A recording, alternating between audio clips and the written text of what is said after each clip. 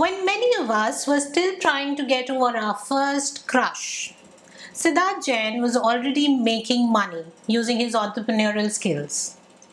Yes, my today's guest is a unique talent from the entertainment world who has taken over the world of books by storm with his knack for taking books to screen. Siddharth founded India's first story company, The Story Inc., in April 2018 after a 2 year stint at India's number one OTT platform, Hotstar, where he was the creative head for original and licensed content. And in a span of 24 months, his firm has become India's number one book screen company, with over 100 books successfully taken to screen adaptation deals. He has now expanded to co producing with established production companies in Bombay, Dubai, London, and Los Angeles. But it was at the age of 16 that he made his first moolah. And yes, his own life, I'm sure, will have several anecdotes that can make into a great story. Welcome, Siddharth, to Between the Lines with me. Hi Lipika, thank you for having me. So, Siddharth, I've interviewed a lot of writers on the show so far, and many of them have found success through Story Inc. And you emerge this new hope for them. So, coming straight to the point, how big is the money for writers in it? Well, what I understand, is that writers don't get enough money by writing books. You know, very few writers can sell, books in lakhs of, they sell the lakhs of, in those quantities. But most writers sell a few hundred and thousand copies. So I'm guessing it can't really be something that they can write for a living. For most writers, and screenwriting is a very different business. That's also, now, screenwriters get paid really well, but they went through years and decades of not getting paid fairly, for the writing. So I think this whole, if a book turns into something for screen, it really opens up a stream of new revenue for the writer. And obviously it may not be enough for them to sustain a life consistently, but I think it's a great bonus, it's a great gift. And then if they can do it more often, it really can be a way for them to create wealth, from a different source, and no need to publish books actually. Are you serious? Yeah, I mean, what do publishers do? I don't see them do enough for the writer. The poor author has to fend for himself. That's a scandalous statement you've made. Yeah, but it's the truth, and it's, people like you who help them in marketing. So that's really is really the holy grail, actually. Yes, I think, but that is something essential for all industries. I mean, unless you market products well, I think there'll always be a challenge for them to find the right kind of identity, brand identity, and money for it. But tell me something. Everyone in the entertainment business who has had a production house for decades today is on the OTT platform. How do you see this subscription based business going in the next decades? See, internet is here to stay, right? So that's not going away. Convenience is greater when you want to watch content on demand. So I think it's here to stay. The question is which platforms will be able to create the most compelling content consistently for subscribers to pay them money. But as you know, content creators and storytellers, I think we've never thought about what format, because as technology changes, as societies evolve, user habits evolve, consumer habits evolve, the formats, at one point it is theater, it could be TV, it could be digital, OTT, it could be anything. That's immaterial. What always matters is, can you tell a compelling story, and can you put together a great team of writers, directors, actors, technicians to tell that story. It's not like writing a book where one person can sit in a room and create a vision. In the screen business, it's a collective vision, it's a collective team effort. There's no one man who can make everything on their own. So I think it's here to stay. It was always here to stay. It's just that it just opens up more, I would say. What OTT has done, it has changed the way we select stories. Now we can pick diverse stories, niche stories, big stories, small stories, different kinds of stories for different pockets of audiences which are not limited by geographical restrictions. So that's really the change that's happened. I'll come to that. That's an interesting point that you've made there. But before that, I would go back to what you were discussing about opening up of lot more opportunities. Uh, where do you see these opportunities go? I mean, how do you, what kind of opportunities do you see for writers, especially those who write books? I Well, mean, see, because in the screen business, in the screen content business, we are always looking for a new voices, new stories, and a newer way of telling, say, the older stories. So there's always a need to fill those gaps. I think for the authors there are multiple opportunities. One is, if they can find their own original voice and tell stories in their way, that freedom is there. B, if they're able to even understand how the screenwriting happens, and if they can even jump the wall and maybe start writing for screen their own stories or somebody else's stories. So these are all opportunities which are now open, which were not open as much earlier because the industry was not as open. What has happened is that earlier there used to be two options: either you make a daily soap for television, or you make a film that fits the brief of a big star or a big director. There was in between was dead. What has happened with OTT that the in between has come up. In between means more content, longer content. So you need new creators and you need more stickiness because this content on demand. You can't stuff it down people's throat. So you have to find compelling ideas, compelling stories, and these are all now you must have heard the word writers' rooms. Where groups of writers come together to work and create a collective you know number of scripts for a season or for episodes. So this is really fueled, I think the whole system is evolving with OTT, and writers are part of that. They are the integral, they're the base. And with writers I always include authors. In fact, I have a few authors who in the last 2 years are now doing more work writing for screen than books. And case in point, I'll give you some authors like say Shatrujit Nath, who I work very closely with. He has worked with me on almost 5, 6, 7 projects for screen, and Anand Neelkandan and so many other such authors who are focused, who are full-time authors, and they've made the effort to understand screen. So life is changing for them very rapidly. interesting. Every industry sees a particular trend in genres, and so what kind of stories or books? And I think this is one question that every writer would have on their minds is that what kind of stories or books get adaptation deals? So I would focus on the pillars of what makes compelling content, right? If we focus on that, we can find a story which fits those things, right? So, what are those pillars for compelling content? A high concept, clutter breaking idea, so that you get attention of the consumer. That's one. Once you figure out that high concept, clutter breaking idea, then you find an engaging way for the audiences to watch that story unfold without taking breaks. The urge to binge should be there in the narrative, in the spine of the story. So, which usually thrillers, mysteries have by default. But still, I mean, it still needs to be something different, something the audience hasn't seen, something that they can relate to, something that lives up to their expectations from that medium of screen and can be executed in a way that doesn't look tacky and shoddy. So but ultimately whatever makes a compelling piece of content and a compelling project, because please understand, a good story before it reaches the audience has to attract a good team of writers, has to attract a good director, a good producer, a good set of actors. Only then will you attract the financing for the project, which is crores of rupees. So a story should have that much strength. The idea should have that much strength that you can attract a couple of crores of funds and at least 30, 40 key people to commit to the project. In a book, you have to only convince one publisher to maybe invest 1 lakh rupees and take that risk. Here we are talking about crores of rupees and a bunch of people.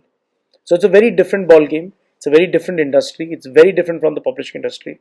Like when I interact with the publishing industry, I feel like I'm in a different world. I don't get them, they don't get me, and that's great because it's really, they should be doing what they do really well. I mean, most of their literary books may not make for great adaptation all the time for commercial content, because in India we still, screen content is very commercial. It's less art, more entertainment. So hitting those beats of entertainment are very important. So then any story that fits those beats and those pillars then becomes a good story for a writer to write. I recall, Siddharth, that my first exposure to something like this, where a deal was struck, was with the Zoya Factor, and this was sometime in 2008. And Red Chillies had, I think, first bought the rights from Anuja, and it was purely Anuja's effort. I mean, I can still, and I feel that that is a gap which still is there. Most of the publishers who try to sell these story ideas directly to production houses find a challenge, right? But what's more important is that in those days, over a decade ago, I think, she signed it on in 2008, and eventually I think it only got made into a movie and hit the screens in 2019. It was a long wait, over a decade long. How much time does it take after buying of rights to hit screens now? There is no definite answer to this. It can take 6 months, it can take 10 years, it can be never, and it can also be never. See, because please understand, for our industry, we are used to taking various stories and developing them. All of them don't get funded. The ones that get funded get all the traction from talent and cast and crew. Only those projects get made. So unless all the right combination doesn't come together, the project won't happen. It won't get funded, and it will not get made. So selling a book rights does not mean that a project is getting made. Selling a book right is just the beginning of the journey of trying to develop a project. In Hollywood they call it development hell, and they call it hell because it is hell. The process of developing an idea into a script and then script into a project is really difficult. Okay, tell me, does some great publicity help in cracking better and quicker deals for books? Well, I think if a book is well marketed, well positioned, has a great title, cover, good PR, good reviews, it'll always help, exciting the producer. It'll help in sampling. People will be curious to read what's it about. And yeah, I think, consumer traction always helps. And, I think it's really important to always, position it right. If the positioning is right, the perception is right, it'll help us getting a better deal. And if the positioning of the author and the book, both.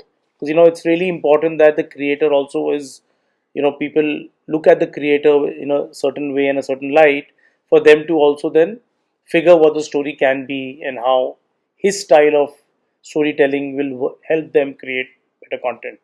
So for sure, I think book marketing is very important, and and so are the whole said the whole strategy of marketing should be well timed. And if sometimes I prefer to work together with the author in advance for a new book, so then as the book is launched, I can also try and set it up and pitch it in the right way at the right time. So for new books, it's very important that we work together in finding the right way to excite the right producer and the right director, for sure. Chetan Bhagat recently tweeted, and he has brought back the issue of credits, to the writer for screen adaptations in forefront. Do they have to worry about credits? Do they get due credits for their work? Well, they should get due credit for sure. There's no argument against that.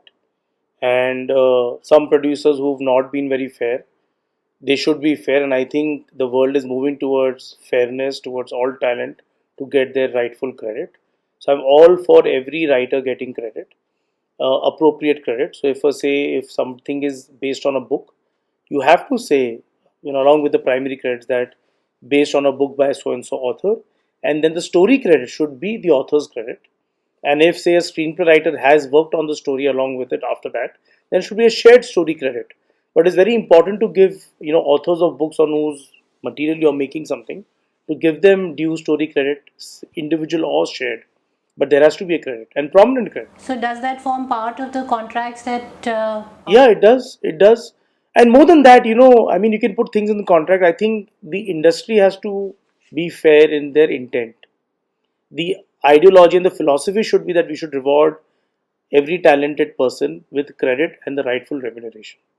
So I think this should not be a part of a contract. It should be a default setting. It should be like that.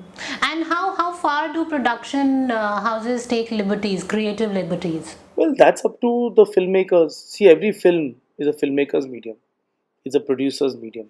So between the producer and the filmmaker, they will decide how much they have to change, because it's really, the screen business storytelling is very different from books. So it's really, it depends on story to story and book to book. 16. I mean, I was totally shocked at that revelation that, you started earning money at that young an age and started an entrepreneurial pursuit that young.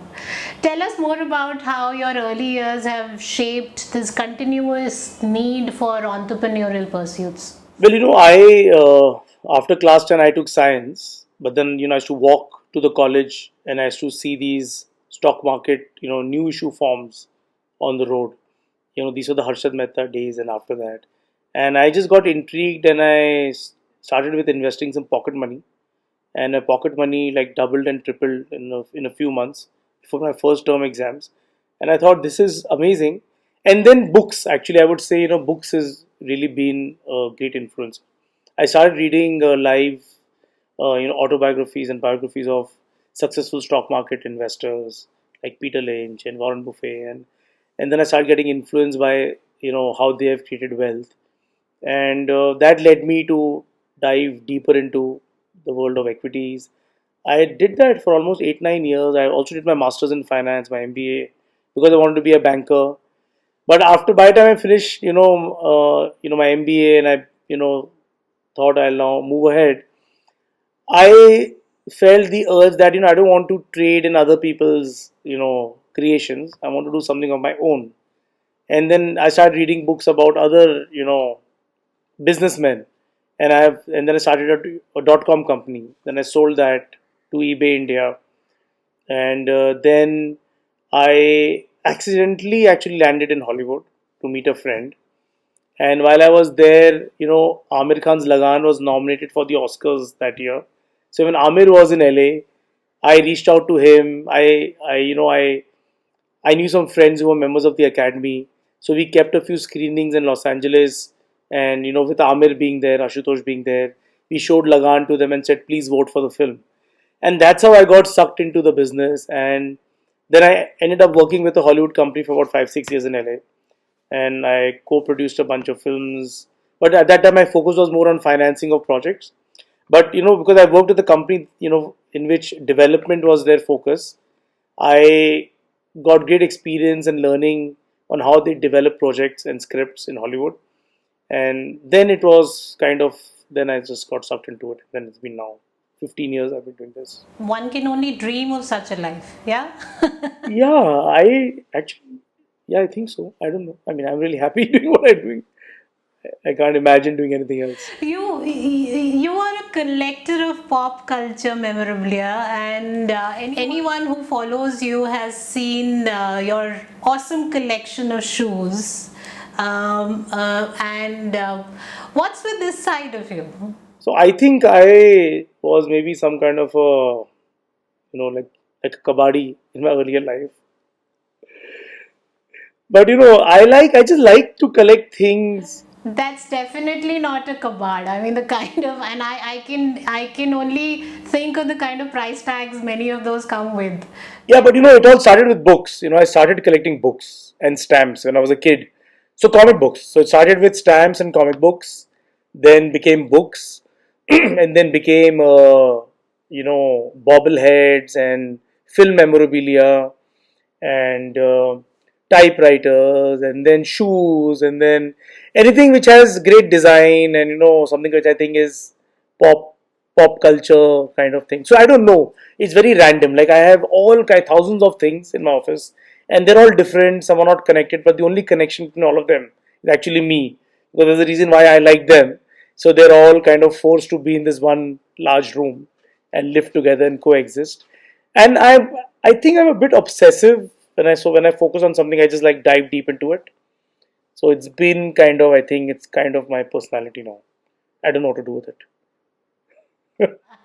No, and I'm sure we all love, and I would, in fact, someday would love to drop in and personally have a look at your collection that you, put on display on Twitter and FB. So, okay, coming back to the main point of conversation, what would your tips be for writers who are hoping to find screen adaptation deals for their books? Well, I think for writers, they need to be a patient, because it's not as easy and simple as it sounds.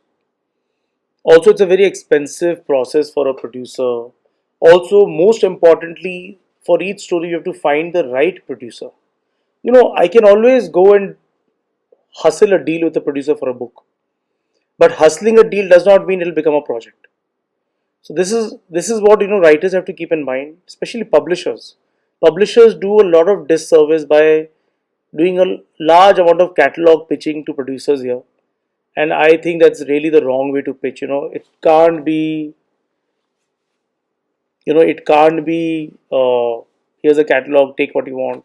Like for me, it's I think I treat each story like a diamond, and like a unique diamond. You have to find that the right jeweler, the right customer for it, and it's very important to you know to so it's very important to find the right home, and that takes time. Sometimes it can happen very quickly, sometimes it can take time. It's not predictable, and you know one has to have a long term view to this.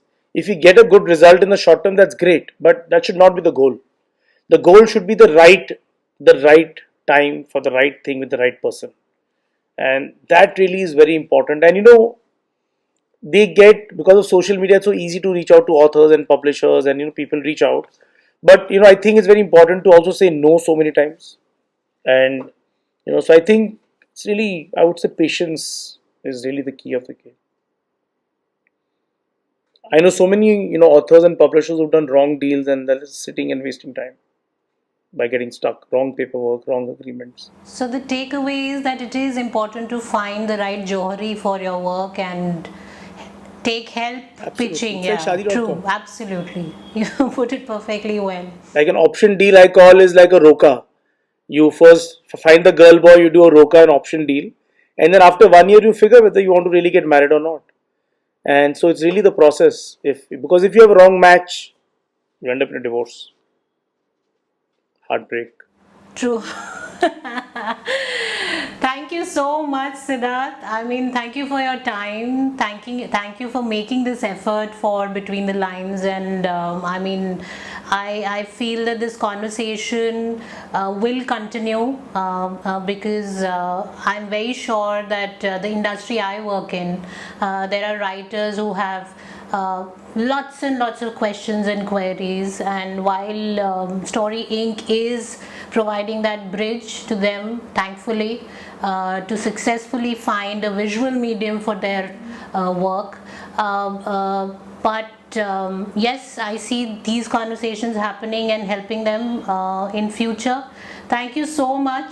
And I really wish and hope and pray that more and more of my writers get an opportunity to work with you as well, and you get them some good cracking big deals. Thank you for your time, Siddharth. Absolutely. Thank you so much. I look forward. So that was Sidharth Jain from Story Inc.